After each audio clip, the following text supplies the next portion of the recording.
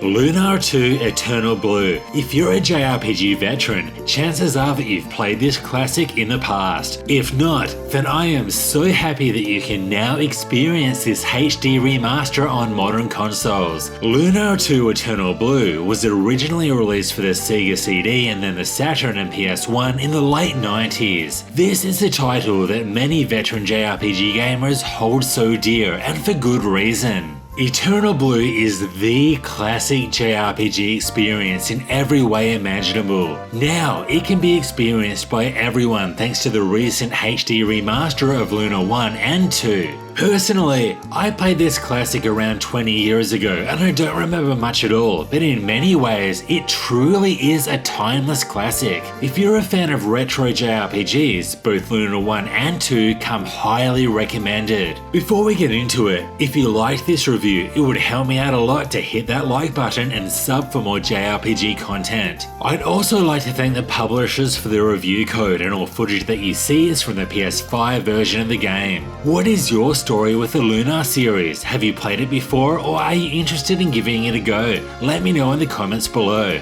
Alright, let's get into it.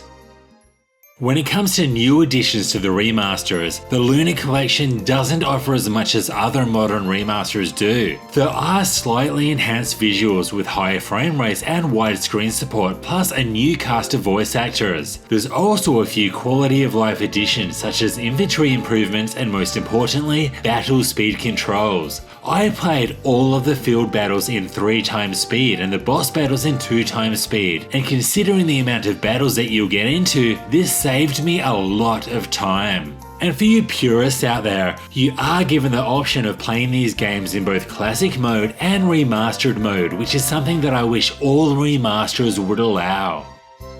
Lunar 2 Eternal Blue is set on the planet of Lunar 1000 years after the events of the first game. Although you don't need to have played the first, the events are directly related to the first game's story. In fact, it is really impressive how many references and other direct links there is to a game set so far in the past. The story follows Hero, a young explorer who encounters Lucia, a mysterious visitor from the distant blue star. She has come to Lunar on a mission to stop Zophar, an evil and all-powerful being, from destroying the world. As Hero and Lucia journey across the world, they're joined by a lovable cast of characters and do everything in their powers to put an end to Zophar and to save the planet. I really liked the cast of characters here, and the dialogue between them is always entertaining. Lucia, for instance, is just so clueless about humans and their culture, and this creates some really great moments. Yep, and just like I said about the first game, Lunar 2 is such a fun, feel-good adventure. In terms of pacing, I did feel that it was a little slow to start, with the first half of the game acting as more of an introduction to the characters and the lore. The second half, however, had me hooked and wanting to progress the story at all times, and this is a good thing too, because Lunar 2 is an incredibly linear game.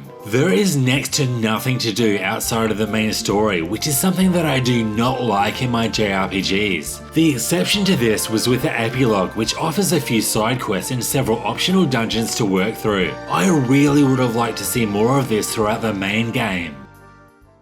The way that the story progresses usually involves going to a new town, then a dungeon, and repeating this until the end credits roll. Something that I really appreciated about these towns is the NPC dialogue. Most of the NPCs scattered throughout the world have something more to say than simply, "G'day mate, welcome to Australia." Instead, there will often be an actual conversation between the NPCs and your characters, and most of the time, these are really interesting. This is perfect for those kind of gamers who really want to absorb themselves into the world. Dungeon crawling is pretty much what you'd expect. Dungeons start off simple but get a lot longer and more complex as you progress through the game. And while some of the mobs can be dangerous if you're not paying attention, the true challenge will be working your way to the end of these dungeons with enough MP. Sometimes you have a statue that will recover your HP and MP whenever you need, but at other times you have to manage your MP very carefully if you want enough to take on the end boss. Something else worth mentioning is that there is not a traditional run button. Instead, you can tap the dash button for an an instant but short burst of speed. You'll need to time this very carefully if you want to avoid the field enemies that will seem to cling to you like a magnet.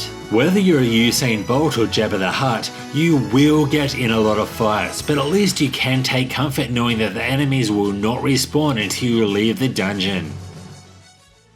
Lunar 2's combat is incredibly simple and works almost exactly like its predecessor. Prior to battle, you can position your party as those closer to the front lines are more likely to be attacked, but are also in closer range to attack enemies. Each turn, characters can choose from basic attack, defend, item, or use any unique ability. This system works fine, with some of the boss battles being quite the challenge, but with its simplicity comes a lack of strategic options. I mean, I pretty much employed the exact same strategy using the same sets of abilities and very rarely strayed from this. There really isn't much else to say here. It's fun, it's simple, and it does exactly what it needs to do. I did have one minor problem though, and that's with the display of an enemy's strengths and weaknesses. Usually when you select an enemy with an attack, a green circle or a red cross will appear to show how effective the attack will be. The problem is that with the larger enemies, usually bosses, this is hidden behind the menus, which is a bit of a pain. Now, just like the combat, the RPG upgrade mechanics are also very simple. All characters' unique abilities are learnt and upgraded once a character reaches a certain level, so there's no different way to build them in this regard. In terms of equipment, it's almost always a case of equip the strongest weapon and armor that you have access to. The two rings and crests are different though, as they're essentially the only way that your party could be different to mine. Something that I liked here was that when two specific crests are equipped to a character, you may receive bonus effects. For instance, equipping the Shiro crest plus the Kairo crest will provide a speed bonus plus maximum movement range. While this was cool, the fact remains there are very few options that you have when customizing your party.